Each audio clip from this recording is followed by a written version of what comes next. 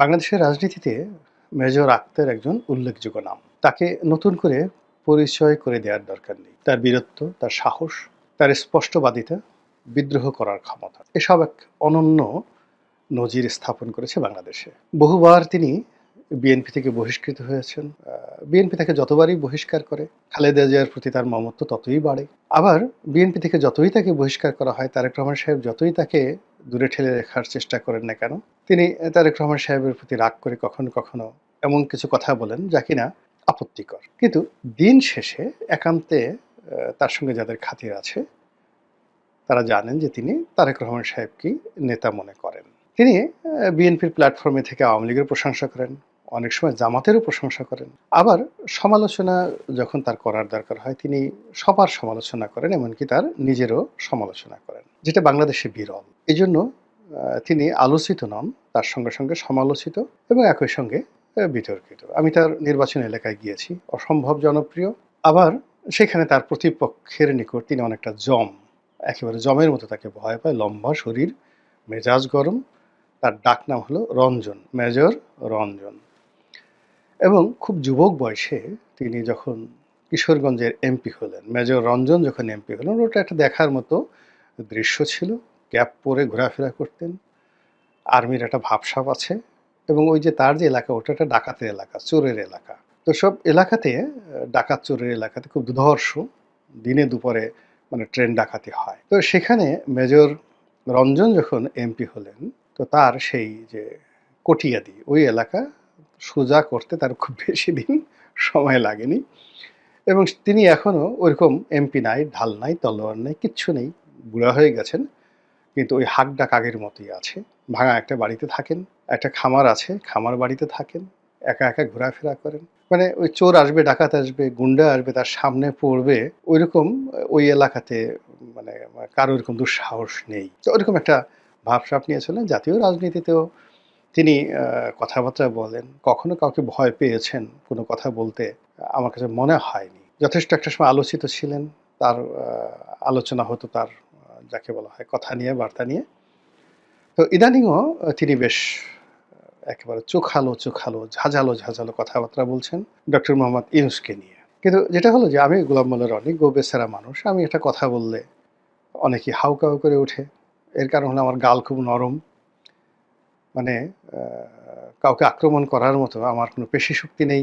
আমার নামের সঙ্গে সেই মেজর নেই, ব্রিগেডিয়ার নেই, কর্নেল নেই, কিংবা টাকা পয়সা, ধনসম্পদ যা কিছু দরকার ওই জিনিসগুলো নেই। ফলে আমরা যখন কোনো একটা সরকারের পক্ষে কথাবার্তা বলি, সবাই এখানে হাউকাউ করে ওঠে। কিন্তু মেজর আক্তারকে যদি কেউ শালা বলে, তিনি তাকে সুধীর ভাই না বলে তিনি ছাড়বেন না। তার দিকে যদি কেউ এক হাত এগিয়ে আসেন, তিনি 10 হাত নিয়ে তার গালের উপর একটা চটকানি না মারা পর্যন্ত তিনি ছাড়েন না। ফলে কি হচ্ছে, ওই যে দেশ বিদেশে অনেক লোক আছে যাদেরকে গালির সম্রাট বলা হয়, তারা আমাদের মতো লোকদেরকে নিয়ে গালাগালি করেন, কিন্তু মেজর আক্তারকে নিয়ে গালি দেওয়ার মতো সেই ডক্টর ইউনূস থেকে শুরু করে তার যারা লোকজন রয়েছেন তাদের কারোরই সেটা নেই। তো সেই মেজর আক্তার সম্প্রতি একটি সেই যে অনলাইন প্ল্যাটফর্ম, ইদানিংকালে বেশ জনপ্রিয়, একসময় ২১শে টেলিভিশনের সাংবাদিক ছিলেন। সেই সাংবাদিকের একটা ইউটিউব চ্যানেল আছে। তো সেই চ্যানেলে তিনি একটা সাক্ষাৎকার দিয়েছেন। তো সাক্ষাৎকার দেওয়ার যে তার ভাষা, বক্তব্য, এটাকে আবার সেই চ্যানেলের যিনি সাংবাদিক তিনি এটাকে শিরোনাম করেছেন। তো একেবারে পিলে চমকানো শিরোনাম। আর ওই কথা সেই যাকে বলা হয় বাংলাদেশে এই মুহূর্তে মেজর আক্তার ছাড়া কেউ বলতে পারবেন না। আর ওই যে সাংবাদিক প্রকাশ করেছেন তারও ইদানিং যাকে বলা হয় সাহস এবং শক্তি আমাদের অনেকের চাইতে বেশি। তো এই যে মিস্টার পান্না, ডাক্তার মঞ্জুরুল ইসলাম পান্না, আমরা পান্না হিসেবে ডাকি, আমাদের ছোট ভাই। পান্নার যে এত সাহস, এটা আমি কোনোদিন টের পাইনি। ও ২১শে চাকরি করতো সালাম সাহেবের ওখানে। এবং ২১শে সালাম সাহেব তার যে বিপদের সময়টিতে পান্না সবসময় তার সঙ্গে ছিলেন। সালাম সাহেব যখন গ্রেপ্তার হলেন সেই আওয়ামী লীগের দ্বারা, তখন বাংলাদেশে আসলে তার পক্ষে কেউ কথা বলেনি, কেউ কথা বলেনি। আমি তখন প্রতিবাদ করেছিলাম টকশোতে বলেছিলাম যে এটা কোনো অবস্থাতেই একুশে টেলিভিশনের সঙ্গে শেখ হাসিনা যেটা করছেন সেটা ঠিক না। তারপর সে জেল থেকে বোধহয় খবর পেল যে আমি এই ব্যাপারে কথা বলেছি। তিনি তার সেই সম্ভবত পান্না অথবা মজুমদার জুয়েল তার মাধ্যমে তিনি আমাকে একটা রিকোয়েস্ট করলেন যে রনি ভাই, আমাদের সালাম সাহেব আপনাকে সালাম দিয়েছেন, তাকে নিয়ে যদি পারেন কিছু একটা লেখা লেখেন আর কি। তো ওই সময় যাকে বলা হয় আব্দুল সালামের নাম উচ্চারণ করা বাংলাদেশে খুব শক্তির দরকার ছিল। তো যাই হোক, আমি সেই দৈনিক নয়া দিগন্ত পত্রিকায় একেবারে পুরো একটা পত্রিকায় সম্পাদকীয় লিখে ফেললাম যাকে বলে আব্দুল সালামকে নিয়ে, এবং নয়া দিগন্ত সেটা ছাপালো পরিপূর্ণভাবে। একেবারে আব্দুল সালাম একুশে টেলিভিশনকে নিয়ে পরিপূর্ণভাবে প্রায় ২৫০০ শব্দের একটা সেই সম্পাদকীয়। সালাম সাহেবের এক ভাই, আমি নাম বলতে পারবো না, সে টেলিফোন করে অনেক কৃতজ্ঞতা জানালো। তো যাই হোক, এনিওয়ে সালাম সাহেব এই পট পরিবর্তনের পরে সে জেলখানা থেকে বের হলো, একুশের সে মালিকানা নিল আবার বুঝে। পান্না সেখানে হঠাৎ করে চাকরি হারিয়ে ফেললো। কেন হারালো আমি পান্নার সাথে কথা হয়নি। এখন সে ইউটিউব করে এবং এখান থেকে তার যে আয় রোজগার হয় সে দেখা গেল ১০ বছর চাকরি করলে যা আয় না করতো, চাচ্ছি গত ১০ মাসে তার আয় রোজগার ভালো হয়েছে। পান্না খুব ভালো করছে, সব দিক থেকে পান্না ভালো করছে। তো সেই পান্নার যে সাহস, তার সঙ্গে সঙ্গে আবার এই মেজর আক্তারের যে সাহস একত্র হয়ে গেছে। তো পান্নার ইউটিউব চ্যানেলে তিনি যেটা বলেছেন যে আওয়ামী লীগ এত সোজা জিনিস নয়। আওয়ামী লীগ আর কয়দিন পরে সেই আগস্ট মাসকে ডেডলাইন দিয়েছে, ২০২৫ সনের আগস্ট মাসে ডেডলাইন দিয়েছেন কে? মেজর আক্তার, যে আগস্ট মাসে থেকে আওয়ামী লীগ খেলা শুরু করবে এবং ঘোষণা দিয়ে খেলা শুরু করবে, আজান দিয়ে খেলা শুরু করবে। আজান মানে আহ্বান দিয়ে, আসো আমার সঙ্গে খেলো। তো এই কথা মেজর আক্তারকে আওয়ামী লীগের পক্ষে বললেন না বিপক্ষে বললেন? এটি কি মেজর আক্তার বিএনপির পক্ষে বললেন নাকি বিপক্ষে বললেন? আমার কাছে যেটা ব্যক্তিগতভাবে মনে হয়েছে যে তিনি কারো পক্ষে বলেননি। তার যে রাজনীতির প্রজ্ঞা বা অভিজ্ঞতা, তিনি শেখ হাসিনাকে খুব ঘনিষ্ঠভাবে দেখেছেন, বেগম জিয়াকে ঘনিষ্ঠভাবে দেখেছেন, এবং বাংলাদেশের ইতিহাসের দুটো সন্ধিক্ষণে তিনি দুজনের খুব কাছাকাছি ছিলেন। যেমন 1/11-এর সময় বেগম জিয়া কিন্তু সিদ্ধান্ত নিয়ে ফেলেছেন যে তিনি বিদেশে চলে যাবেন। তিনি বিদেশে চলে যাবেন।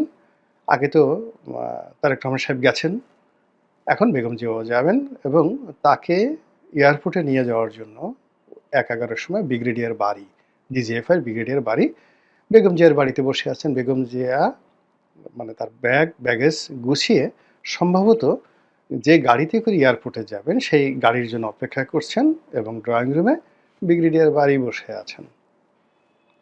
এবং ঠিক সেই সময়টিতে ক্যান্টনমেন্টের বাড়িতে, মইনুল হোসেন রোডের সেই বাড়িতে মেজর আক্তার ঢুকলেন, এবং মেজর আক্তার ঢুকে তিনি বেগম জিয়াকে বললেন, ম্যাডাম আপনি এটা কী করতেছেন?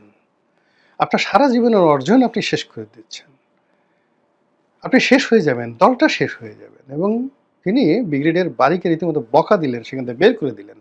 ১/১১-র সময় ব্রিগেডিয়ার বাড়িকে, যাকে বলা হয় বকা দেওয়া, এবং তার সামনে বেগম জিয়াকে বকা দেওয়া এত সোজা বিষয় না। আজকে বিএনপির যারা বড় বড় কথা বলছেন, ১/১১-র সময় ব্রিগেডিয়ার বাড়ির পিয়ন, ড্রাইভার, দারোয়ানের পা ধরে অনেকে কান্নাকাটি করেছেন। তো এই হলো মেজর আক্তার। ফলে বেগম জিয়া সিদ্ধান্ত পরিবর্তন করলেন, ব্রিগেডিয়ার বাড়ি সেখান থেকে চলে যেতে বাধ্য হলেন। এবং এটা মেজর আক্তারের গল্প নয়, ব্রিগেডিয়ার বাড়ি সেই আমেরিকা থেকে সে এই সাক্ষাৎকার দিয়ে এই সত্য প্রকাশ করেছেন। বেগম জিয়া জীবিত আছেন, জিজ্ঞেস করে দেখতে পারেন। তো কাজেই বিএনপির খুব ক্রুশিয়াল মোমেন্টে তিনি বিএনপিকে দেখেছেন জিয়াউর রহমানকে, একসাথে যুদ্ধ করেছেন, এই যে ফ্রিডম ফাইটার। তো কাজেই বিএনপি রাজনীতিতে খুব অল্প লোক আছেন। তিনি আছেন, কর্নেল অলি আছেন, আব্দুল সালাম তালুকদার সাহেব ছিলেন, কে এম ওবায়দুর রহমান সাহেব ছিলেন, মানে যারা একেবারে প্রথম দিন থেকে বিএনপি রাজনীতি বোঝেন, সৃষ্টি করেছেন। যেমন ফেরদৌস আহমেদ কুরেশি ছিলেন, আব্দুল হামিদ চৌধুরী ছিলেন, কে এম ওবায়দুর রহমান, মানে যারা বিএনপির শুরু থেকে, শাহ মজিম সাহেব ছিলেন, ইন্টেলেকচুয়ালি বিএনপিকে ডেভেলপ করেছেন এবং সাংগঠনিকভাবে বিএনপিকে শক্তিশালী করেছেন। বি চৌধুরী ছিলেন। এখনকার বিএনপির যারা আছেন তারা এই মানে যাকে বলে আবেগটা, এই বিএনপির সৃষ্টির এই মাধুর্যটা বুঝতে পারবেন না। আ তো যাই হোক এনিওয়ে তারপরে তিনি আবার শেখ হাসিনার সঙ্গেও তার ঘনিষ্ঠতা হয়েছে বেশ কয়েকবার। শেখ হাসিনা তাকে মন্ত্রী করতে চেয়েছেন। তার দলে নিতে চেয়েছেন। একবার তিনি ওই যে পদত্যাগ করে বসলেন বিএনপি থেকে। আ তখন শেখ হাসিনা তাকে মন্ত্রী করতে চেয়েছেন। বলে যে, "না, আমি যদি এখন আপনার মন্ত্রী হই তাহলে বলবে যে আমি মন্ত্রী হওয়ার জন্যই বিএনপি থেকে পদত্যাগ করেছি বা বিএনপি আমাকে বহিষ্কার করেছে। অতএব এটা হবে না। আমি যে আমার মতো আছি।" This is major Akhtar. আবার এই যে ২০২৪ সনে সে মনে করেছে যে ইলেকশন করবে। সে ইলেকশন করেছে। তার মতো সে ফেল করেছে। কিন্তু সে ইলেকশন করেছে। ২০১৮ তে আবার বিএনপি মনোনয়নে ইলেকশন করেছে। তো কাজেই দুটো দলকে সে যেভাবে চিনেন সেভাবে বাংলাদেশে খুব অল্প লোক আছে কাছের থেকে এই দুটো দলকে তারা চিনেন। তো সেই অভিজ্ঞতা থেকেই তিনি বলেছেন যে আজান দেবে। আওয়ামী লীগ আজান দিয়ে মাঠে নামবে। হতে পারে। কিন্তু যে কথাটা খুব ভয়ংকরভাবে তিনি বলেছেন যে, "অপেক্ষা করেন। ডিসেম্বর মাসে নির্বাচন তো দূরের কথা। ডিসেম্বর মাসে গৃহযুদ্ধ শুরু হয়ে যাবে।" আমাদের দেশে আসলে আমি এটা উনার সঙ্গে দ্বিমত পোষণ করি। আমাদের দেশে গৃহযুদ্ধের ইতিহাস নেই। আমি ইতিহাসের ব্যাপারে মেজর আক্তারের সাথে অনেক বিষয়ে দ্বিমত পোষণ করতে পারি। এর কারণ হলো এই বিষয়ে আমি অনেকদিন যাবৎ পড়াশোনা করছি। আমাদের দেশে মারামারি, হানাহানি, অরাজকতা, অনেকটা ব্রাহ্মণবাড়িয়া টাইপের এরকম ঘটনা আছে যেগুলো আসলে ৪৮ ঘন্টার মধ্যে নিষ্পত্তি হয়ে যায়।